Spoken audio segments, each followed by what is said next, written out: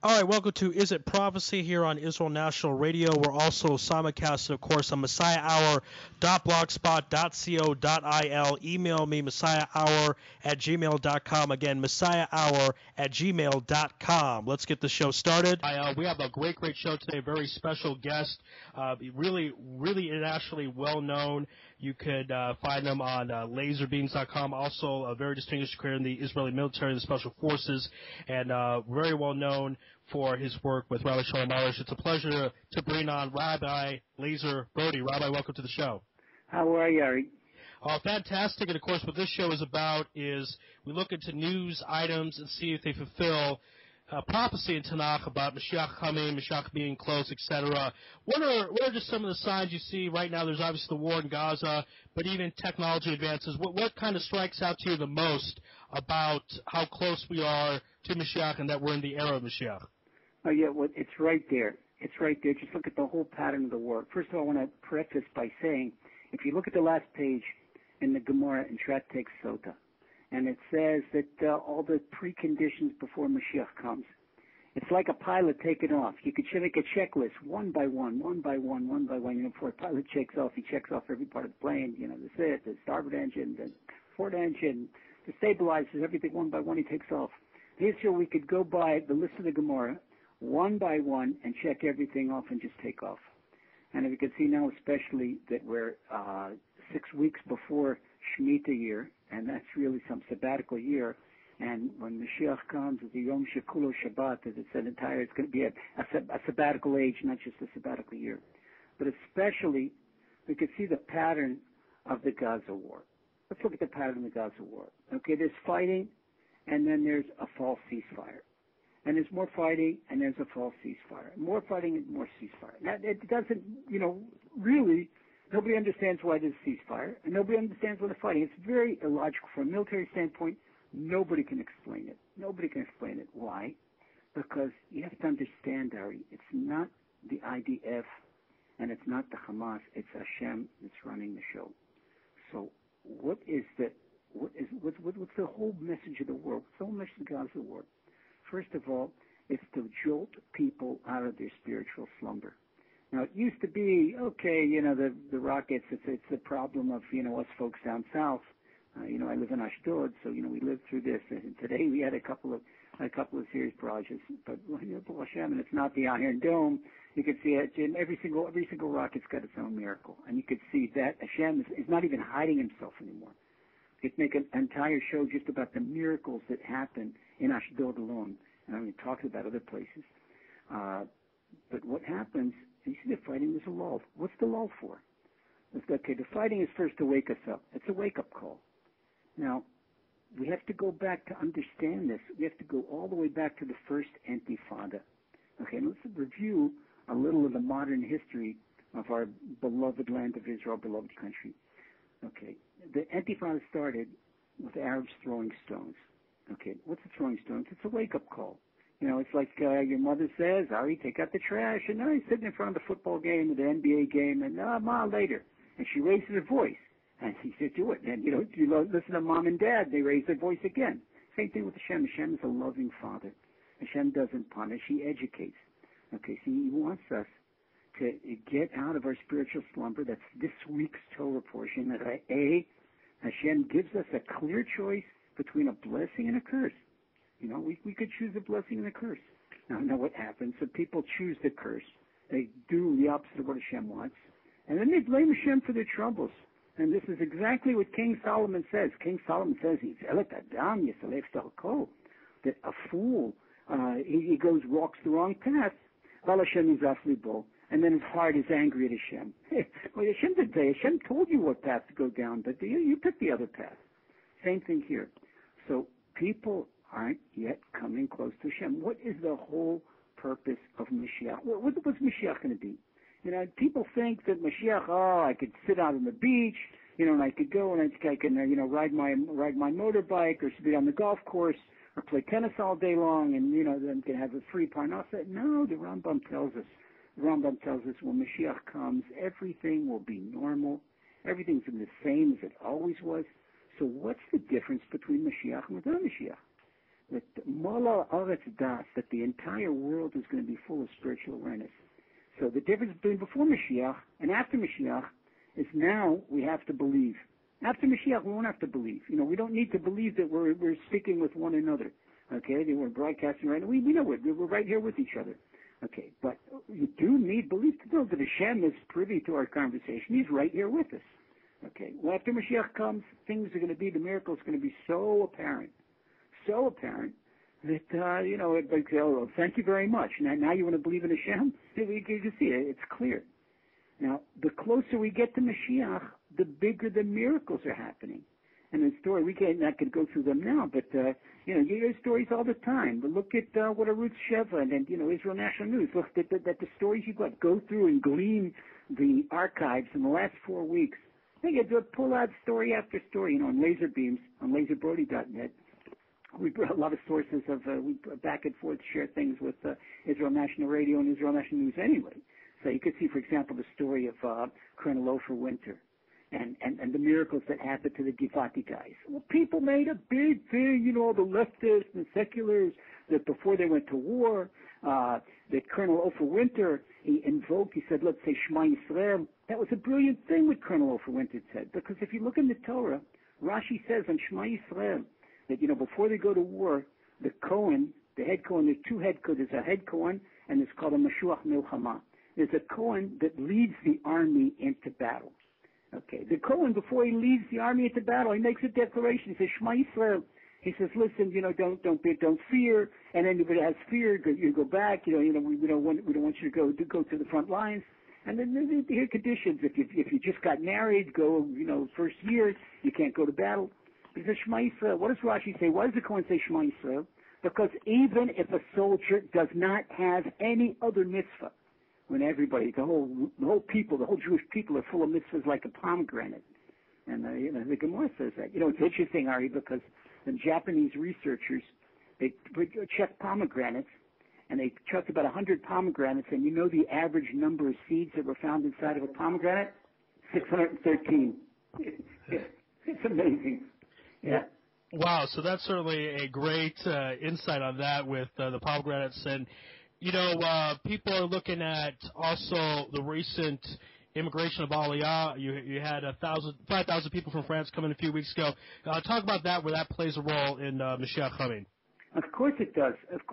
Because one of the preconditions of Mashiach, Hashem, lo yeh nidach, the Gemara promises and the Novi promises that there will be no one left behind.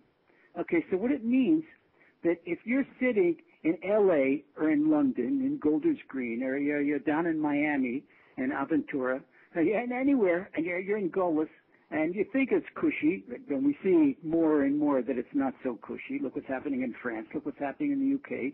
Look what's happening in Germany and all over Europe. There's one country, Shchitas is outlawed, and another, the Brit Milah is outlawed. And it's coming there in America, too. It's amazing revelations. So why is Hashem pressuring people? I mean, even the anti-Semitism, we have to understand our first principle of Emuna. The Rambam says, Hu levado, he alone did and will do everything. That's Hashem. So the anti-Semitism is coming from Hashem. So why? Hashem doesn't want people staying in Europe, staying in America, staying in Australia, staying all over the place. He wants to bring them home to the land of Israel, because Hashem wants to bring Mashiach. But he needs two things. He needs for us to be in the land of Israel, and he needs for us to be spiritually prepared. What's it mean to be spiritually prepared? Ari, the light of Mashiach is going to be a very, very bright light. Now just imagine with the average Jew walking around the street in the land of Israel. I'm not even talking about outside the land of Israel. But in the land of Israel, everybody's got Emuna. Okay, everybody's got Emuna. Basically, you can see you can't live in the land of Israel without Emuna. All right? But say people walking around with 75 watts of Emuna. When Mashiach comes, it's going to be like a 500-watt charge. Now, Hashem is not doing any favor to bring Mashiach today when we're not ready. Because what happens when you zap a 75-watt bulb with 500 watts of power? You blow it up. Okay, so Hashem doesn't want that. Now, what does it mean when Mashiach comes early? And this is a scary thing. And people have to be aware. What the Navi says, Be'ito or Achishena. What Isaiah the prophet says, Be'ito Achishena. And I'm going to bring him in his time. Which means if we all make tshuva, and we all strengthen ourselves in Emuna, Hashem will hasten Mashiach. But Mashiach there's a time schedule, a time, and that Hashem knows exactly wants to bring Mashiach.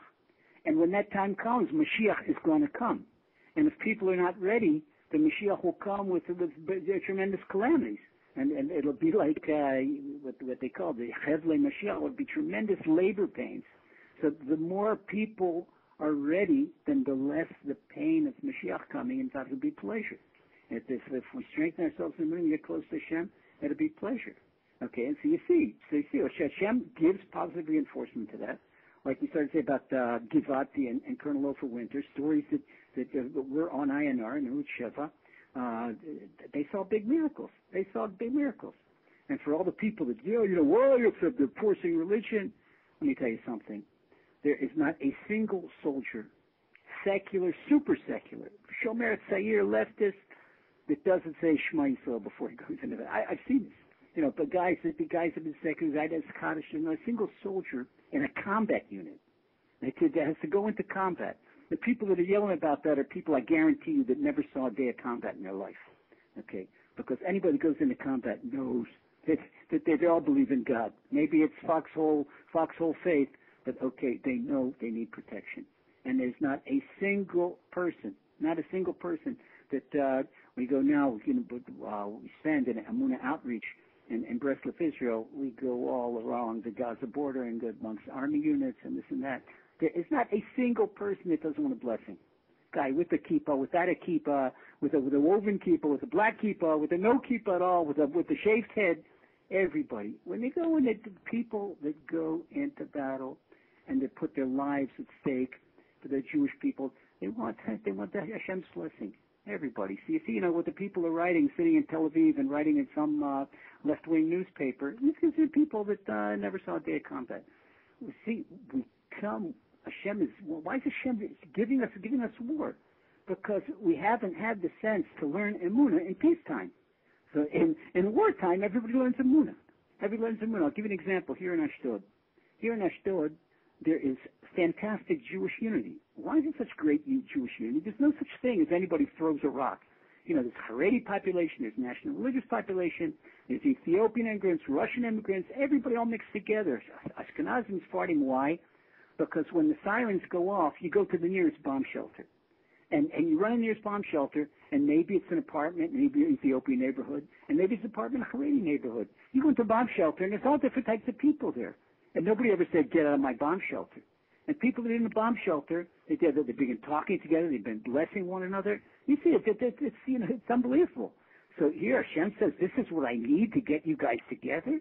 I wrote on laser beams, one thing, Hashem right now is closer to Mashiach. Hashem is closing the accounts of 20 years ago.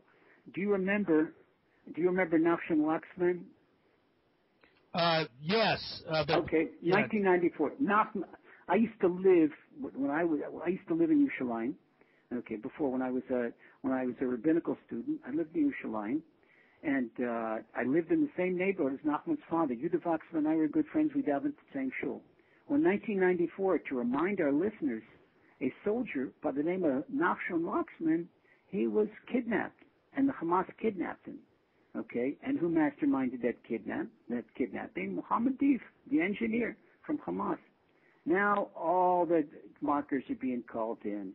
Last night, the guys that were engineered the Gilad Shalit kidnapping, they're finished.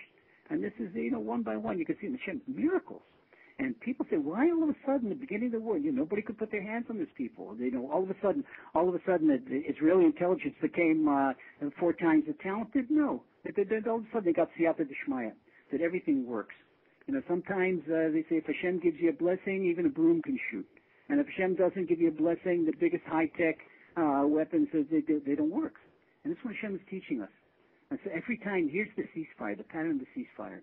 Every time you have the ceasefire, is to stop and take a look and think what's happening and strengthen yourself in Emuna.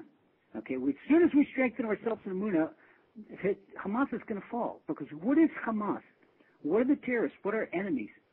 The tractate Avot, in the 4th parak, in the Mishnah, Rabbi Lazer Ben Yaakov says, if you do a mitzvah, you create a protective angel, a defending angel. And if you do the opposite, a transgression, then you create an accusing angel. What's the accusing angel? The accusing angel manifests itself down on this earth in a terrorist, in a shaheed, in a Hamasnik. Okay, so which means the closer we get to Mashiach, and the more we clean ourselves up spiritually, the more we get close to Hashem, the enemy's going to fall by the wayside. And this is a promise of King Solomon, the wise Solomon. King Solomon said, "Bilsot Hashem dalkei ish." When Hashem is satisfied with a person's ways, afilu oivav yishlimu imo, that even his enemies will reconcile with him. What does it mean, his enemies? His enemies is the side of evil. And reconcile, the side of evil turns into good. It just disappear. And right now, look what Hashem is showing us. Ari, you'd have a political situation, a political solution to Hamas? You don't have a political solution to Hamas. You have a political solution to the PA? You don't have that. If we look at the headline on INR right now is that the PA is complicit. They're also declaring war. All right, it's just a short time before they go out and out the Intifada. All right, and now where's Abu Mazen? He's in Doha right now. Who's he with? With Mashal. They're the same thing. We all know they're the same thing. So, but we can't wipe them out. We can't wipe them out militarily, and we certainly can't make peace with them. Make peace with them. You want them sitting on the edge of Ben Gurion Airport. Judah Samaria. We can't. But Alavai, we should only hope that our leaders should recognize the Torah's borders, the land of Israel, and declare them that, we live according to Torah, and then Hashem defines our borders, and these are our borders. Okay. But you can't, from one standpoint, they say, where's your right to the land of Israel? Like Ben Gurion, he stood up in the UN, he waved the Tanakh, he says, this is our right. So if this is our right, this is our contract, then we have to keep our turn into the contract. And this is what Hashem wants. Because when Hashem doesn't want religious people, Hashem wants believing people. Hashem wants Emuna. Okay, and it doesn't matter. Some people, maybe they got a kippah and they got zero Emuna, and they don't have a kippah on their head, and they do have Emuna. Everything is confused now. You can't tell your play without a program. So the whole thing, Hashem wants us to serve Him with all our hearts, and that's our right to the land of Israel. We're speaking with Rabbi Lazer Brody here on Israel Prophecy and Israel National Radio. Rabbi, can you give our audience and even myself some tips on how we can improve our emunah and get it to that high level that Hashem wants from us? Okay, first of all, terrific question, Ari. Terrific question. First of all, I strongly suggest that people read The Garden of Emuna by Rav Shalom Arush. Hashem gave us the privilege of translating. It's explained to it. But and I'm standing on one foot. The way to increase your emunah is talk to Hashem all day long. Before you go in the air, Ari, Hashem, help me make that. I'm sure you do it anyway, because most of the broadcasters do. I know Tamar does, and Judy does.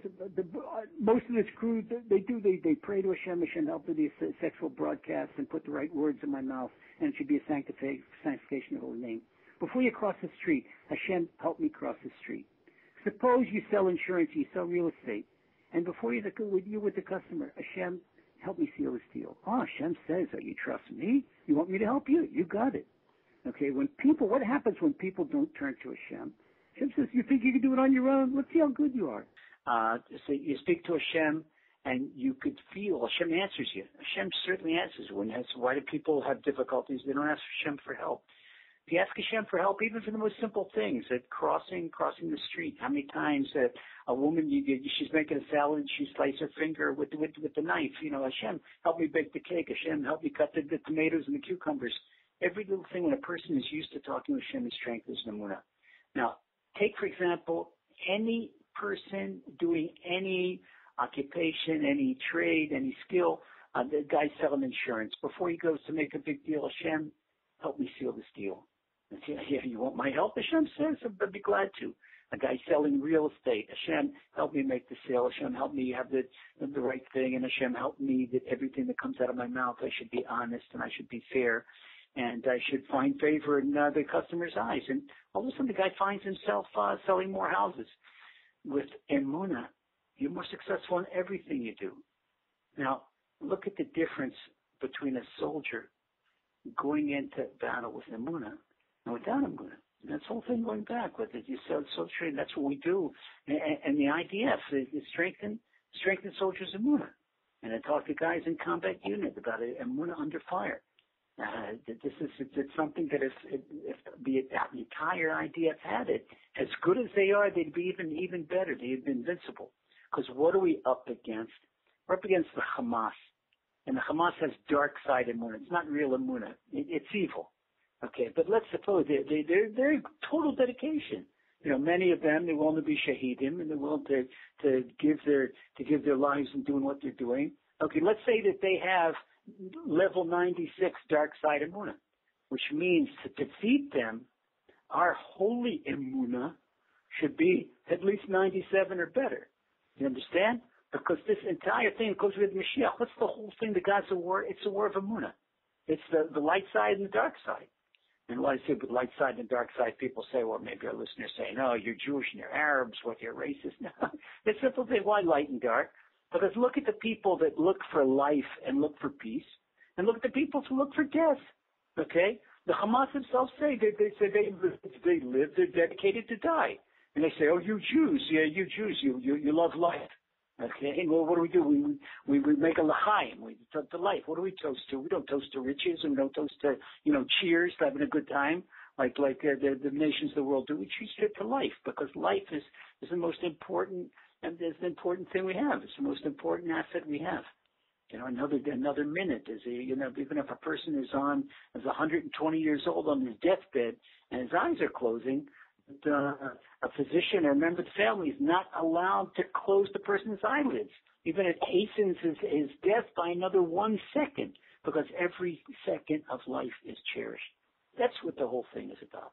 And so the more we strengthen ourselves in Emuna. Okay, we're going to take a quick break. Again, email me, messiahhour@gmail.com. Again, messiahhour@gmail.com. Go to my blog, messiahhour.blogspot.co.il. We'll take a break and be back with more Rabbi Lazer Brody after this.